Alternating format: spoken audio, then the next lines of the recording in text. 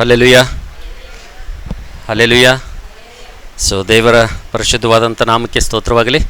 ಮತ್ತೊಂದು ಆವರ್ತಿ ಸಭೆಯಾಗಿ ಕೂಡಿ ಬಂದಿರುವಂಥ ನಿಮ್ಮೆಲ್ಲರಿಗೂ ಕೂಡ ಮತ್ತು ಇವತ್ತಿನ ಉಪವಾಸ ಪ್ರಾರ್ಥನೆಗೆ ದೇವರ ಪಾದವನ್ನು ಆಶ್ರಯಿಸಿಕೊಳ್ಳಲು ಬಂದಂಥ ತಮ್ಮೆಲ್ಲರಿಗೂ ಕೂಡ ಯೇಸು ಕ್ರಿಸ್ತನ ಮಧುರ ನಾಮದಲ್ಲಿ ನಿಮಗೆ ನಾನು ಶುಭಗಳನ್ನು ತಿಳಿಸ್ತಾ ಇದ್ದೇನೆ.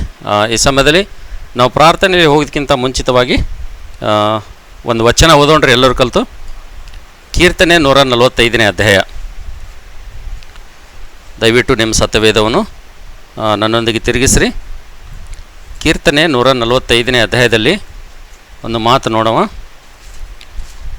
ಒಂದು ಮಾತು ನೋಡಿ ನಾವು ಈ ಸಮಯದಲ್ಲಿ ಸ್ವಲ್ಪ ಹೊತ್ತು ನಾವೆಲ್ಲರೂ ಕೂಡ ನಾವು ಪ್ರಾರ್ಥನೆಯಲ್ಲಿ ಹೋಗೋಣ.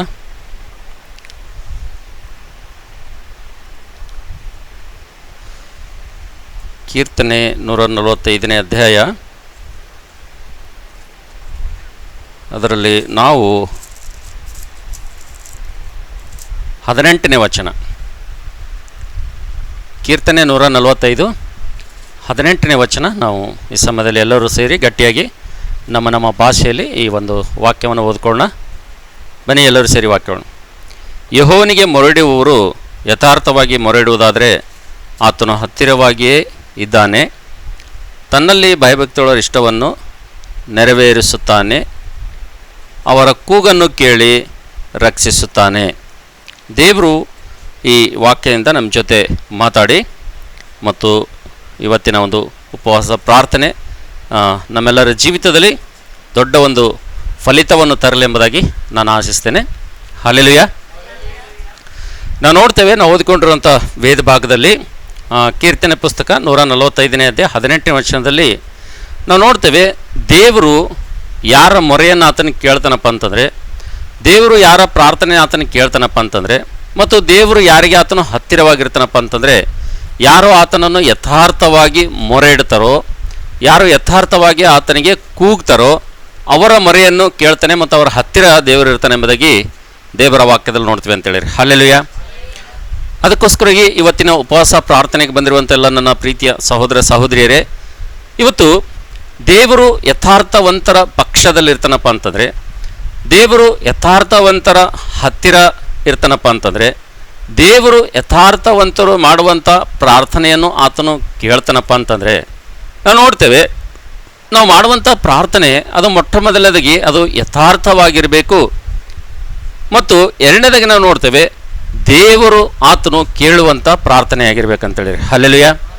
ಅದಕ್ಕೋಸ್ಕರಾಗಿ ನಾವು ನೋಡ್ತೇವೆ ಪ್ರಾರ್ಥನೆ ಅಂದ ತಕ್ಷಣ ಎಲ್ಲರಿಗೂ ಕೂಡ ಏನಾಗ್ತದಪ್ಪ ಅಂತಂದರೆ, ಸಾಮಾನ್ಯವಾಗಿ ಕ್ರೈಸ್ತರಿಗೆ ಪ್ರಾರ್ಥನೆ ಸಂದೇಶ ಬಂದಾಗ ಪ್ರಾರ್ಥನೆ ಅಂತೇಳಿ ಹೇಳುವಂಥ ಸಂದರ್ಭದಲ್ಲಿ ಏನು ಪ್ರಾರ್ಥನೆ ಬಗ್ಗೆ ಹೇಳ್ತಾರಪ್ಪ? ಎಷ್ಟು ಪ್ರಾರ್ಥನೆ ಮಾಡಬೇಕು, ಎಷ್ಟು ದಿನ ಪ್ರಾರ್ಥನೆ ಮಾಡಬೇಕು, ಎಷ್ಟು ವಾರ ಪ್ರಾರ್ಥನೆ ಮಾಡಬೇಕು, ಎಷ್ಟು ತಿಂಗಳು ಪ್ರಾರ್ಥನೆ ಮಾಡಬೇಕು, ಎಷ್ಟು ವರ್ಷ ಪ್ರಾರ್ಥನೆ ಮಾಡಬೇಕಪ್ಪ, ಯಾವಾಗಲೂ ಪ್ರಾರ್ಥನೆ ಮಾಡು ಅಂತ ಹೇಳ್ತಾರೆ. ಬರೀ ಪ್ರಾರ್ಥನೆಯನ್ನು ನಾವು ಮಾಡ್ತಾ ಇಲ್ಲೇನು? ಪ್ರಾರ್ಥನೆ ನಾವೇನು ಪ್ರತಿದಿನ ಪ್ರಾರ್ಥನೆ ಮಾಡ್ತಾ ಇಲ್ವಾ? ಪ್ರಾರ್ಥನೆ ಮಾಡ್ತಾ ಇದ್ದೀವಿ, ಆದರೂ ಕೂಡ ಇನ್ನೂ ಕೂಡ ಯಾವಾಗ ಬಂದಾಗೂ ಕೂಡ ಬರೀ ಪ್ರಾರ್ಥನೆ ಮಾಡಿರಿ ಅಂತ ಹೇಳ್ತಾರಲ್ಲ. ಹಾಗಾದರೆ ಪ್ರಾರ್ಥನೆ ಎಲ್ಲಿ ತನಕ ನಾವು ಮಾಡ್ಬೇಕಂತೇಳಿ ಒಂದು ವೇಳೆ ನಿಮ್ಮ ಮನಸ್ಸಿನಾಗ ಒಂದು ವೇಳೆ ಪ್ರಶ್ನೆ ಬಂದಿತ್ತಪ್ಪ ಅಂದರೆ, ನನ್ನ ಪ್ರೀತಿದವ್ರ ಮಕ್ಕಳೇ, ಈ ಲೋಕದಲ್ಲಿ ನಾವು ಯಾವುದಾದ್ರೂ ಒಂದು ಮನೆ ಕಟ್ಟಬೇಕಪ್ಪ ಅಂತಂದರೆ, ನಾವು ಒಂದು ಮನೆ ಕಟ್ಟಿದ ಮೇಲೆ ನಮಗೆ ತೃಪ್ತಿ ಇರ್ತದ್ರಿ? ಮನೆ ಒಂದಂತಸ್ತಿನ ಮನೆ ಕಟ್ಟಿದೆವು ಅಂತೇಳಿರಿ, ಅವಾಗ ನಮಗೆ ತೃಪ್ತಿ ಇರ್ತದೆ? ಇರಲ್ಲ. ಅವಾಗ ಏನಿರ್ತಂದ್ರೆ ಇನ್ನೊಂದು ಅಂತಸ್ತು ಮ್ಯಾಲೆ ಅದಕ್ಕೆ ಕಟ್ಟಬೇಕನ್ನೋದು ಆಸೆ ನಮಗೆ ಇರ್ತದೆ ಅಂತೇಳಿ. ಆಮೇಲೆ ಎರಡನೇದಾಗಿ ನೋಡ್ತೀವಿ, ಲೋಕದಲ್ಲಿ ಮದುವೆ ಮಾಡ್ಕೊಳ್ಬೇಕಪ್ಪ ಅಂತಂದರೆ ಏನು ಮಾಡ್ತೀವಿ ಅಂದರೆ, ಮದುವೆ ಮಾಡ್ಕೊಳ್ತೀವಿ, ಮದುವೆ ಮಾಡಿಕೊಡ್ತೀವಿ. ಮದುವೆ ಮಾಡಿದ ಮೇಲೆ ಆಯ್ತಾ ಅಷ್ಟಕ್ಕೆ ತೃಪ್ತಿನ? ಮದುವೆ ಆದಮೇಲೆ ಮತ್ತೆ ನಮ್ಮ ಆಸೆ ಏನಾಗ್ತದೆ? ಮಕ್ಕಳಾಗಬೇಕಂತೇಳಿ ಇನ್ನೊಂದು ಆಸೆ ಹುಟ್ಟುತ್ತದೆ. ಸೊ ಮಕ್ಕಳಾದ ಮೇಲೆ ನಮ್ಮ ಆಸೆಗೆ ಏನಾದರೂ ಒಂದು ಎಂಡ್ ಅದನ, ಒಂದು ಕೊನೆ ಅದನ? ಇಲ್ಲ. ಮಕ್ಕಳಾದಮೇಲೆ ಏನಾಗಬೇಕಂದ್ರೆ ಅವರು ಚೆನ್ನಾಗಿ ವಿದ್ಯಾಭ್ಯಾಸ ಮಾಡಬೇಕು, ಅವ್ರಿಗೆ ಒಳ್ಳೆ ಲೈಫ್ ಸಿಗಬೇಕಂತೇಳಿ ಮತ್ತೆ ಆಲೋಚನೆ ಮಾಡ್ತೀವಿ. ಅದಾದಮೇಲೆ ಅವರು ವಿದ್ಯಾಭ್ಯಾಸ ಮಾಡಿದ್ರಂದ್ರೆ ಅಲ್ಲಿಗೆ ಏನಾದರೂ ಮುಗಿತಾ? ಅಲ್ಲಿಗಾದ್ರೆ ನಾವು ತೃಪ್ತಿಯಿಂದ ಇರ್ತೀವ? ನಡೀಪ PUC ಮುಗಿಸ್ಯಾನ, ಈ ಡಿಗ್ರಿ ಮಾಡ್ತಾಯಿದ್ರೆ ಏನಾದರೂ ಈ ರೀತಿ ತೃಪ್ತಿ ಇರ್ತದ? ಇಲ್ಲ. ಆವಾಗ ನಾವೇನು ಮಾಡ್ತೀವಿ ಅಂದರೆ, ಇಲ್ಲ ಅವನು PUC ಮುಗಿಸಿದ್ದಾನೆ, ಡಿಗ್ರಿ ಮುಗಿಸಿದ್ದಾನೆ ಅಂದ್ರೆ ಅವನು ಏನಾಗಬೇಕಂದ್ರೆ ಆತನು ಇನ್ನೂ ಏನು ಮಾಡಬೇಕು, ಉನ್ನತವಾದಂಥ ಪದವಿಗೆ ಹೋಗಬೇಕು, ಆತನ MA ಮಾಡಬೇಕು, PhD ಮಾಡಬೇಕು, MBA ಮಾಡಬೇಕು, ಈ ರೀತಿಯಾಗಿ ಇಂಜಿನಿಯರ್ ಮಾಡಬೇಕು, ಡಾಕ್ಟರ್ ಆಗಬೇಕು, ಏನೇನು ನಾನಾ ಥರವಾದಂಥ ನಮ್ಮ ಒಂದು ಕೋರಿಕೆಗಳಿಗೆ ಏನಿಲ್ಲಪ್ಪ ಅಂದರೆ ಅಂತ್ಯನೇ ಇರೋಂಗಿಲ್ಲ ಅಂತೇಳಿ. ಅದಕ್ಕೋಸ್ಕರಾಗಿ ನಾವು ನೋಡ್ತೀವಿ ಈ ರೀತಿಯಾಗಿ ಲೋಕದಲ್ಲಿ ನಾವು ಮಾಡುವಂಥ ಕೆಲಸಗಳಿಗೆ ಯಾವುದು ಎಂಡ್ ಅಂತಕ್ಕಂಥದ್ದು, ಕೊನೆ ಅಂತಕ್ಕಂಥದ್ದು, ತೃಪ್ತಿ ಅಂತಕ್ಕಂಥದ್ದು ಇಲ್ಲದಿರುವಂಥ ಸಂದರ್ಭದಲ್ಲಿ ಪ್ರಾರ್ಥನೆಗೆ ಯಾಕೆ ನಾವು ಎಂಡ್ ಮಾಡ್ಬೇಕು ಹೇಳ್ರಿ? ಹೌದಲ್ಲ? ಎಷ್ಟು ದಿನ ಪ್ರಾರ್ಥನೆ ಮಾಡಬೇಕು, ಎಷ್ಟು ವಾರ ಪ್ರಾರ್ಥನೆ ಮಾಡಬೇಕು, ಎಷ್ಟು ತಿಂಗಳು ಪ್ರಾರ್ಥನೆ ಮಾಡಬೇಕು, ಎಷ್ಟು ವರ್ಷ ಇದೇ ಮಾಡ್ಬೇಕಂತೇಳಿ ಇದಕ್ಕೆ ಯಾಕೆ ಅನ್ಬೇಕು ನಾವು? ಆದ್ರೆ ನಾವು ಈ ಲೋಕದಲ್ಲಿ ಈ ಲೋಕಕ್ಕಾಗಿರುವಂಥ ವಿಷಯಗಳಿಗೋಸ್ಕರ ಹಿಂಗೆ ಬೇಸರಕ್ಕೆ ಬರೋಂಗಿಲ್ಲ. ನಾವು ಬೇಸರ ಬರ್ತದ್ರಿ, ಬೇಸರಕ್ಕೆ ಬರೋಂಗಿಲ್ಲ. ಆದರೆ ಯಾವಾಗ ನಾವು ನೋಡ್ತೀವಿ ದೇವ್ರ ಮಂದಿರಕ್ಕೆ ಬರ್ತೀವಿ, ಯಾವಾಗ ದೇವ್ರ ಹತ್ರ ಬರ್ತೀವಿ, ದೇವರು ನಮ್ಮ ಪ್ರಾರ್ಥನೆಯನ್ನು ಕೇಳಿ ವೇಟ್ ನಿಲ್ಲು ಎಂಬುದಾಗಿ ಹೇಳಿದಾಗ, ನೀನು ವೇಟ್ ಮಾಡಿ ಎಂಬುದಾಗಿ ಹೇಳೋಂಥ ಸಂದರ್ಭದಲ್ಲಿ ನಮಗೆ ಸಾಧಾರಣವಾಗಿ ಏನಾಗ್ತದಪ್ಪ ಅಂತಂದರೆ ನಮ್ಮ ಒಂದು ಮನಸ್ಸಿನಲ್ಲಿ ಆಲೋಚನೆ ಬರ್ತದೆ. ಪ್ರಾರ್ಥನೆಗೆ ಬಂದ್ರೂ ಕೂಡ, ದೇವ್ರ ಮಂದಿರಕ್ಕೆ ಬಂದ್ರೂ ಕೂಡ ಪ್ರಾರ್ಥನೆ ನಾನು ಎಷ್ಟು ದಿನ ಮಾಡಬೇಕು ಅಂತೇಳಿ ಒಂದು ಆಲೋಚನೆ ಬರ್ತದೆ ಅಂತೇಳಿ. ಹಲ್ಲೆಲೂಯಾ. ಅದಕ್ಕೋಸ್ಕರ ನನ್ನ ಪ್ರೀತಿದವ್ರ ಮಕ್ಕಳೇ, ಪ್ರಾರ್ಥನೆಗೆ ಬಂದಿರುವಂಥ ನಾವೆಲ್ಲರೂ ಕೂಡ ಇವತ್ತು ಪ್ರಾರ್ಥನೆ ನಾವು ಹೇಗೆ ಮಾಡಬೇಕೆಂಬುದಾಗಿ ಸತ್ಯವೇದ ನಮ್ಗೆ ಕಲಿಸ್ತದಪ್ಪ ಅಂತಂದರೆ, ಬೇಸರಗೊಳ್ಳದೆ ನಾವು ಪ್ರಾರ್ಥನೆ ಮಾಡಬೇಕಂತ, ಎಡೆಬಿಡದೆ ಪ್ರಾರ್ಥನೆ ಮಾಡಬೇಕಂತ, ಪ್ರಾರ್ಥನೆಯನ್ನು ತಪ್ಪದೆ ಮಾಡೋರಾಗಿರ್ಬೇಕಂತ, ಪ್ರಾರ್ಥನೆಯಲ್ಲಿ ನಾವು ಎಚ್ಚರವಾಗಿದ್ದು ಪ್ರಾರ್ಥನೆ ಮಾಡಬೇಕಂತ.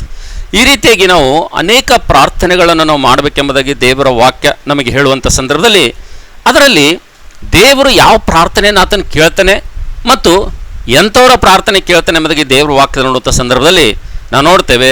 ದೇವರು ಕೀರ್ತನೆ 145ನೇ ಅಧ್ಯಾಯ 8ನೇ ವಚನದಲ್ಲಿ ನಾವು ನೋಡ್ತಿದ್ದೇವೆ, ಯಥಾರ್ಥವಂತರ ಪ್ರಾರ್ಥನೆಯನ್ನು ಆತನ ಏನು ಮಾಡ್ತಾನಂತ್ರಿ ಕೇಳ್ತಾನೆ ಎಂಬುದಾಗಿ ದೇವ್ರ ವಾಕ್ಯದಲ್ಲಿ ನೋಡ್ತೀವಿ. ಅದಕ್ಕೋಸ್ಕರಾಗಿ ನಮ್ಮ ಜೀವಿತದಲ್ಲಿ ದೇವ್ರು ನಮ್ಮ ಪ್ರಾರ್ಥನೆಯನ್ನು ಕೇಳಬೇಕಪ್ಪ ಅಂತಂದರೆ, ದೇವ್ರು ನಮ್ಮ ಪ್ರಾರ್ಥನೆಗೆ ಉತ್ತರ ಕೊಡಬೇಕಪ್ಪ ಅಂತಂದರೆ, ನಾವು ಬೇಡಿದಂಥ ಪ್ರತಿಯೊಂದು ಪ್ರಾರ್ಥನೆಗೆ ಉತ್ತರಗಳನ್ನು ನಾವು ಹೊಂದಿಕೊಳ್ಬೇಕಪ್ಪ ಅಂತಂದರೆ, ನನ್ನ ಪ್ರೀತಿ ದೇವ್ರ ಮಕ್ಕಳೇ, ನಮ್ಮ ಜೀವಿತದಲ್ಲಿ, ನಮ್ಮ ಒಂದು ವ್ಯಕ್ತಿಗತ ಜೀವಿತದಲ್ಲಿ, ಕುಟುಂಬ ಜೀವಿತದಲ್ಲಿ ನಾವು ಯಥಾರ್ಥತೆ ಅಂತಕ್ಕಂಥದ್ದನ್ನು ಮೇಂಟೈನ್ ಮಾಡ್ಬೇಕಂತಾರೆ.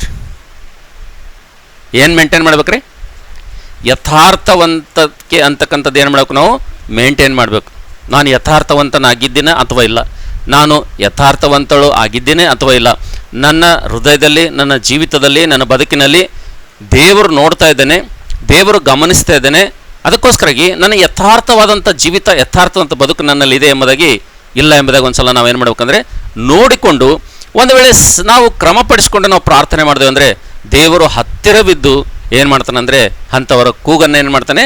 ಕೇಳ್ತಾನೆ ಎಂಬುದಾಗಿ ದೇವ್ರ ವಾಕ್ಯದಲ್ಲಿ ನೋಡ್ತೀವಿ ಅಂತೇಳಿರಿ. ಹಲ್ಲೆಲೂಯಾ.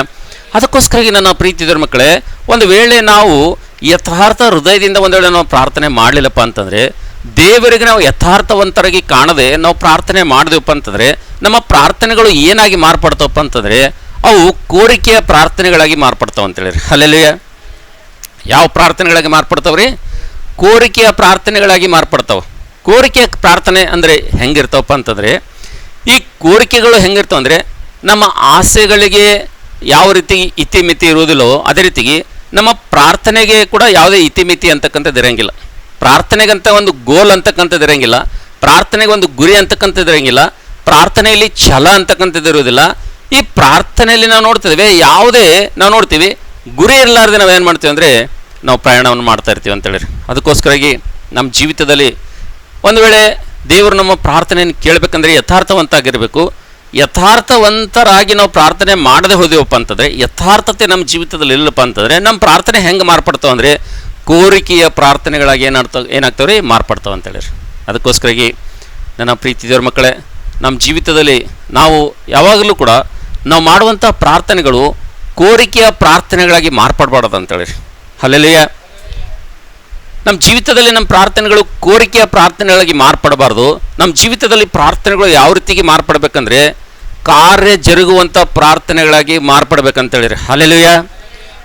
ನಮ್ಮ ಜೀವಿತದಲ್ಲಿ ನಾವು ಮಾಡುವಂಥ ಪ್ರಾರ್ಥನೆಗಳು ಕೇವಲ ಕೋರಿಕೆಗಳ ಪ್ರಾರ್ಥನೆಯಾಗಿ ಇರದಂತೆ ಕಾರ್ಯ ಜರುಗುವಂಥ ಪ್ರಾರ್ಥನೆಗಳಾಗಿ ನಮ್ಮ ಜೀವಿತದಲ್ಲಿ ಪ್ರಾರ್ಥನೆಗಳು ಮಾರ್ಪಡಬೇಕಂತೇಳಿರಿ. ಅದಕ್ಕೋಸ್ಕರಾಗಿ ನಮ್ಮ ಜೀವಿತದಲ್ಲಿ ಕಾರ್ಯ ಜರುಗುವಂಥ ಪ್ರಾರ್ಥನೆ ಬರಬೇಕಪ್ಪ ಅಂತಂದರೆ, ನಮ್ಮ ಜೀವಿತದಲ್ಲಿ ದೇವರು ಹೇಳಿದಂತೆ, ದೇವರು ಬಯಸಿದಂತೆ ಕಾರ್ಯಗಳು ಜರುಗುವಂಥ ಪ್ರಾರ್ಥನೆ ನನ್ನ ನಿನ್ನ ಜೀವಿತದಿಂದ, ನನ್ನ ನಿನ್ನ ಒಂದು ಬದುಕಿನಿಂದ, ನನ್ನ ನಿನ್ನಿಂದ ಹೃದಯದಿಂದ ಬಂತಪ್ಪ ಅಂತಂದರೆ ನಾವು ನೋಡ್ತೇವೆ ಅದು ನಮ್ಮ ಜೀವಿತಕ್ಕೆ ಏನಾಗ್ತದೆ ಅಂದರೆ ದೊಡ್ಡ ಆಶೀರ್ವಾದ ತರ್ತದೆ ಅಂತೇಳಿರಿ. ಹಲ್ಲೆಲೂಯಾ.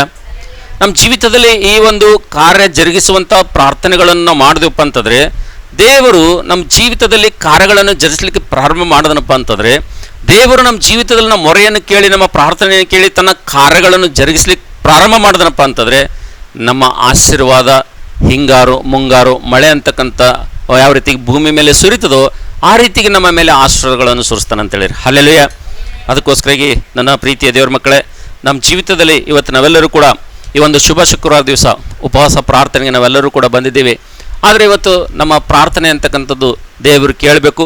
ನಾವು ಪ್ರಾರ್ಥನೆ ಮಾಡುವಾಗ ದೇವರು ನಮಗೆ ಹತ್ತಿರವಾಗಿರಬೇಕು, ನಮ್ಮ ಸಮೀಪವಾಗಿದ್ದು ನಮ್ಮ ಮೊರೆಯನ್ನು ಕೇಳಬೇಕಪ್ಪ ಅಂತಂದರೆ ಮೊದಲನೇದಾಗಿ ಯಥಾರ್ಥ ಹೃದಯದಿಂದ ನಾವು ಪ್ರಾರ್ಥನೆ ಮಾಡಬೇಕು. ಎರಡನೇದಾಗಿ ನಮ್ಮ ಪ್ರಾರ್ಥನೆಗಳು ಏನಪ್ಪ ಅಂದರೆ ಕೋರಿಕೆಯ ಪ್ರಾರ್ಥನೆಗಳಾಗಿ ಮಾರ್ಪಡದೆ ನಮ್ಮ ಪ್ರಾರ್ಥನೆಗಳು ಕಾರ್ಯ ಜರುಗುವಂಥ ಪ್ರಾರ್ಥನೆಗಳಾಗಿ ಮಾರ್ಪಡಬೇಕೆಂಬುದಾಗಿ ದೇವರ ವಾಕ್ಯದಲ್ಲಿ ನೋಡ್ತೀವಿ ಅಂತೇಳಿ. ಹಲ್ಲೆಲೂಯಾ. ಅದಕ್ಕೋಸ್ಕರಾಗಿ ಇವತ್ತಿನಿಂದ ನಾವೊಂದು ಪಾಠವನ್ನು ಕಲಿಯೋಣ. ದೇವರ ಈ ಮಾತುಗಳು ನಮಗೆ ಹೇಳುವಂಥ ಸಂದರ್ಭದಲ್ಲಿ ನಮ್ಮ ಪ್ರಾರ್ಥನೆಯನ್ನು ಬದಲಾಯಿಸ್ಕೊಳ್ಳೋಣ. ಇಲ್ಲಿ ತನಕ ನಾವು ಮಾಡಿರುವಂಥ ಪ್ರಾರ್ಥನೆಗಳು ಬಹುಶಃ ಕೋರಿಕೆಯ ಪ್ರಾರ್ಥನೆಗಳಾಗಿರ್ಬೋದು. ಅದಕ್ಕೆ ಈ ಕೋರಿಕೆಯ ಪ್ರಾರ್ಥನೆಗಳು ಹೆಂಗಿರ್ತವೆ ಅಂದರೆ ಯಾಕೋಬನ ಪುಸ್ತಕ 4ನೇ ಅಧ್ಯಾಯ 3ನೇ ವಚನದಲ್ಲಿ ನೀವು ಬೇಡಿದರೂ ಕೂಡ ನಿಮಗೆ ಅವು ಸಿಗ್ತಾ ಇಲ್ಲ, ನೀವು ಬೇಡಿದ್ರೂ ಕೂಡ ಅವು ನಿಮಗೆ ದೇವರು ಕೊಡ್ತಾ ಇಲ್ಲ ಎಂಬುದಾಗಿ ಯಾಕೋಬ 4:3 ಹೇಳ್ತಾನೆ. ಯಾಕೆ ಹೇಳ್ತಾನಪ್ಪ ಅಂದರೆ ಯಾಕೆ ದೇವರು ನಾವು ಬೇಡಿದ್ರೂ ಕೂಡ ಕೊಡಂಗಿಲ್ಲಪ್ಪ ಅಂತಂದರೆ, ಯಾಕೆ ನಾವು ಬೇಡಿದ್ರೂ ಕೂಡ ಹೊಂದಿಕೊಳ್ಳಲಾಗಿವಪ್ಪ ಅಂತಂದರೆ ಆ ಪ್ರಾರ್ಥನೆಗಳೇನೆಂದರೆ ಕೋರಿಕೆಯ ಪ್ರಾರ್ಥನೆಗಳಿವೆ ಅಂತೇಳಿ. ಹಲ್ಲೆಲೂಯಾ. ಈ ಕೋರಿಕೆಯ ಪ್ರಾರ್ಥನೆಯಲ್ಲಿ ಏನಿರ್ತದೆ ಅಂದರೆ ಸ್ವಾರ್ಥ ಅಂತಕ್ಕಂಥದ್ದು ಅಡಗಿರ್ತದೆ ಅಂತೇಳಿ. ಹಲ್ಲೆಲೂಯಾ. ಕೋರಿಕೆಯ ಪ್ರಾರ್ಥನೆಗಳಲ್ಲಿ ಏನಿರ್ತದೆ ರೀ? ಸ್ವಾರ್ಥ ಅಂತಕ್ಕಂಥದ್ದು ಅಡಗಿರ್ತದೆ ಅಂತೇಳಿ. ಅದಕ್ಕೆ ನಾವು ನೋಡ್ತೀವಿ ನಮ್ಮ ಜೀವಿತದಲ್ಲಿ ದೇವರು ನಮ್ಮ ಹತ್ತಿರವಿದ್ದು ದೇವರು ನಮ್ಮ ಮೊರೆಯನ್ನು ಕೇಳೋದಕ್ಕೋಸ್ಕರಾಗಿ ನಮ್ಮ ಪ್ರಾರ್ಥನೆಗಳು ಕೋರಿಕೆ ಪ್ರಾರ್ಥನೆಗಳಿಗೆ ಮಾರ್ಪಡದೆ ನಮ್ಮ ಜೀವಿತದಲ್ಲಿ ನಾವು ಎಂಥ ಪ್ರಾರ್ಥನೆಗಳು ಮಾಡಬೇಕಪ್ಪ ಅಂತಂದರೆ ದೇವರು ಕೇಳುವಂಥ ಪ್ರಾರ್ಥನೆಗಳನ್ನು ಮಾಡ್ಬೇಕಂತೇಳಿ. ಹಲ್ಲೆಲೂಯಾ. ಮತ್ತು ದೇವರು ಎಂಥ ಪ್ರಾರ್ಥನೆಗಳು ಆತನ ಕೇಳ್ತಾನಪ್ಪ ಅಂತಂದರೆ ನಾವು ನೋಡ್ತೇವೆ ಕೇವಲ ಮಾತುಗಳಿಂದ ಬರುವಂಥ ಪ್ರಾರ್ಥನೆ ದೇವರು ಕೇಳೋದಿಲ್ಲ ಅಂತೇಳಿ. ಹಲ್ಲೆಲೂಯಾ. ಮಾತುಗಳಿಂದ ತುಟಿಗಳಿಂದ ಬರುವಂಥ ಪ್ರಾರ್ಥನೆ ದೇವರು ಕೇಳೋದಿಲ್ಲ. ದೇವರು ಎಂಥ ಪ್ರಾರ್ಥನೆಗಳನ್ನು ಕೇಳ್ತಾನಪ್ಪ ಅಂತಂದರೆ ಆತನು ಆತ್ಮದಲ್ಲಿ ಲೀನರಾಗಿ ಆತ್ಮ ವಶರಾಗಿ ಪವಿತ್ರಾತ್ಮ ಭರಿತರಾಗಿ ನಾವು ಒಂದು ವೇಳೆ ಪ್ರಾರ್ಥನೆ ಮಾಡ್ತಾ ಇದ್ದೀವಪ್ಪ ಅಂತಂದರೆ ಪವಿತ್ರಾತ್ಮನ ಅನುಸಾರವಾಗಿ ಆತ್ಮನ ಅನುಸಾರವಾಗಿ ನಾವು ಪವಿತ್ರಾತ್ಮನ ಮೂಲಕವಾಗಿ ಬಲವನ್ನು ಹೊಂದಿ ಪವಿತ್ರಾತ್ಮನ ಮೂಲಕವಾಗಿ ನಾವು ಪ್ರಾರ್ಥನೆ ಮಾಡ್ತಾ ಇದ್ದೀವಪ್ಪ ಅಂತಂದರೆ ದೇವರು ಏನು ಮಾಡ್ತಾನಂದರೆ ಅಂತ ನಮ್ಮ ಪ್ರಾರ್ಥನೆಗಳನ್ನು ಕೇಳಿ ನಮ್ಮ ಮೊರೆಗೆ ಆತನ ಕಿವಿಗೊಟ್ಟು ಆತನ ಉತ್ತರಗಳನ್ನು ಕೊಡ್ತಾನೆ ಎಂಬುದಾಗಿ ದೇವರ ವಾಕ್ಯದಲ್ಲಿ ನೋಡ್ತೀವಿ ಅಂತೇಳಿ. ಹಲ್ಲೆಲೂಯಾ. ಅದಕ್ಕೋಸ್ಕರಾಗಿ ಇಲ್ಲಿ ಸೇರಿ ಬಂದಿರುವಂತೆಲ್ಲ ನನ್ನ ಪ್ರೀತಿಯ ದೇವ್ರ ಮಕ್ಕಳೇ, ಇವತ್ತು ನಾವೆಲ್ಲರೂ ಕೂಡ ದೇವರು ಕೇಳುವಂಥ ಪ್ರಾರ್ಥನೆಗಳನ್ನು ಮಾಡುವುದಾದರೆ ಖಂಡಿತವಾಗಿ ನಮ್ಮ ಜೀವಿತದಲ್ಲಿ ಆಶೀರ್ವಾದಗಳನ್ನು ಹೊಂದ್ಕೊಂಡು ಹೋಗ್ತೀವಿ ಅಂತೇಳಿರಿ. ಅದಕ್ಕೋಸ್ಕರಾಗಿ ಇವತ್ತಿನ ಉಪವಾಸ ಪ್ರಾರ್ಥನೆಗೆ ಬಂದಿರುವಂಥ ನಾವೆಲ್ಲರೂ ಕೂಡ ಈ ಸಮಯದಲ್ಲಿ ಸ್ವಲ್ಪ ಹೊತ್ತು ದೇವರ ಸನ್ನಿಧಿಯಲ್ಲಿ ನಾವು ಪ್ರಾರ್ಥನೆಯಲ್ಲಿ ಸಮಯ ಕಳೆಯೋಣ. ದೇವರ ಸನ್ನಿಧಿಯಲ್ಲಿ ನಾವು ಪ್ರಾರ್ಥನೆಯಲ್ಲಿ ಸಮಯ ಕಳೆಯೋದಕ್ಕಿಂತ ಮುಂಚಿತವಾಗಿ ಒಂದು ಸಲ ನಮ್ಮನ್ನು ನಾವು ಪರೀಕ್ಷೆ ಮಾಡ್ಕೊಳ್ಳೋಣ. ದೇವರು ಆತನು ಕೀರ್ತನೆ 145ನೇ ಅಧ್ಯಾಯ 8ನೇ ವಚನ ಪ್ರಕಾರವಾಗಿ ನಮ್ಮ ಜೊತೆ ಮಾತಾಡ್ತಾ ಬಂದಿದ್ದಾನೆ. ದೇವರು ಆತನು ಯಥಾರ್ಥವಂತರಾಗಿ ಮೊರೆ ಇಡುವವರ ಒಂದು ಹತ್ತಿರ ಇರ್ತಾನೆ, ಅವ್ರ ಸಮೀಪ ಇರ್ತಾನೆ, ಅವ್ರ ಪ್ರಾರ್ಥನೆಯನ್ನು ಕೇಳ್ತಾನೆ ಎಂಬುದಾಗಿ ದೇವರು ನಮಗೆ ಮಾತಾಡ್ತಾ ಬಂದಿರುವಂಥ ಸಂದರ್ಭದಲ್ಲಿ ಇಲ್ಲಿ ತನಕ ನಾವು ಮಾಡುವಂಥ ಪ್ರಾರ್ಥನೆಯಲ್ಲಿ ನಾವು ಕೂಗುವಂಥ ಕೂಗಿನಲ್ಲಿ ಬಹುಶಃ ದೇವರು ನಮ್ಮ ಹತ್ತಿರ ಇರಲಿಕ್ಕಿಲ್ಲೇನೋ, ಬಹುಶಃ ದೇವರು ನಮ್ಮಿಂದ ದೂರ ಇರ್ದೇನೇನೋ, ಹಾಗಾಗಿ ನಮ್ಮ ಪ್ರಾರ್ಥನೆಗಳು ಇನ್ನೂ ಕೂಡ ಕೇಳಲ್ಪಟ್ಟಿಲ್ಲೇನೋ. ಅದಕ್ಕೋಸ್ಕರಾಗಿ ಇವತ್ತು ಒಂದು ಪ್ರಾರ್ಥನೆ ಮಾಡೋಣ. ದೇವರೇ, ನೀನು ಹೇಳಿದ್ದಿ ನನ್ನ ಪ್ರಾರ್ಥನೆ ಕೇಳಬೇಕಪ್ಪ ಅಂತಂದರೆ, ನನ್ನ ಕೂಗನ್ನು ನೀನು ಕೇಳಬೇಕಪ್ಪ ಅಂತಂದರೆ, ನನ್ನ ಪ್ರಾರ್ಥನೆಗೆ ಉತ್ತರ ಕೊಡಬೇಕಪ್ಪ ಅಂದರೆ, ದೇವಾ ನೀನು ನನ್ನ ಹತ್ತಿರವಾಗಿದ್ದು ನನ್ನ ಕೂಗನ್ನು ಕೇಳಬೇಕಪ್ಪ ಅಂತಂದರೆ ಕರ್ತನೆ ಹೌದು ಸ್ವಾಮಿ, ನಾನು ಯಥಾರ್ಥವಂತನಾಗಿರಬೇಕೆಂಬುದಾಗಿ ಮೊದಲನೇದಾಗಿ ನಾನು ತಿಳಿಸಿದ್ಯಾ.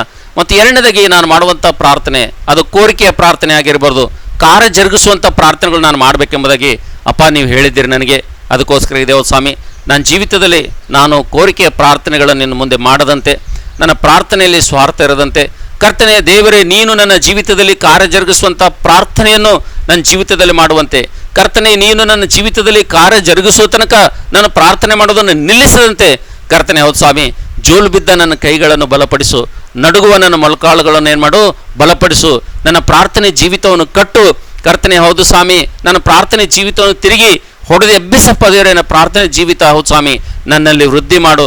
ಪ್ರಾರ್ಥನೆ ಅಂದರೆ ಆಸಕ್ತಿ ಹೆಚ್ಚು ಮಾಡು, ಪ್ರಾರ್ಥನೆ ಅಂದರೆ ನನ್ನಲ್ಲಿ ಒಂದು ಕಿಚ್ಚು ತುಂಬು. ಪ್ರಾರ್ಥನೆ ಅಂತಂದರೆ ದೇವರೇ ಅತ್ಯಾಸಕ್ತಿಯಿಂದ ದೇವರೇ ಹೌದು ಸ್ವಾಮಿ ನಿನ್ನ ಸನ್ನಿಧಿಯಲ್ಲಿ ನಾನು ಪ್ರಾರ್ಥನೆ ಮಾಡಿ ಪ್ರತಿಯೊಂದು ಈ ಲೋಕದಲ್ಲಿಟ್ಟಿರುವಂಥ ಆಶೀರ್ವಾದಗಳನ್ನು ನಾನು ನನ್ನ ಸಂತಾನಕ್ಕೆ ಸ್ವಾಧೀನ ಮಾಡಿಕೊಳ್ಳುವಂತೆ ನನಗೆ ಸಹಾಯ ಮಾಡಪ್ಪ ದೇವರೇ ಎಂಬುದಾಗಿ ನಾವು ದೇವರ ಸನ್ನಿಧಿಯಲ್ಲಿ ಸ್ವಲ್ಪ ಹೊತ್ತು ಪ್ರಾರ್ಥನೆ ಮಾಡಿ ಉಳಿದಂಥ ಅನೇಕ ವಿಷಯಗಳಿಗಾಗಿ ಮತ್ತು ಅನೇಕರಿಗಾಗಿ ನಾವು ಈ ಸಮಯದಲ್ಲಿ ಪ್ರಾರ್ಥನೆ ಮಾಡೋಣ. Thank you. God bless you. ದೇವರು ನಿಮ್ಮೆಲ್ಲರನ್ನು ಆಶೀರ್ವಾದ ಮಾಡಲಿ. ನಾವೆಲ್ಲರೂ ಕೂಡ ನಾವು ಸ್ವಲ್ಪ ಹೊತ್ತು ಪ್ರಾರ್ಥನೆಯಲ್ಲಿ ಹೋಗೋಣ. ಬನ್ನಿ ಎಲ್ಲರೂ ಕೂಡ ಪ್ರಾರ್ಥನೆಯಲ್ಲಿ ಹೋಗೋಣ.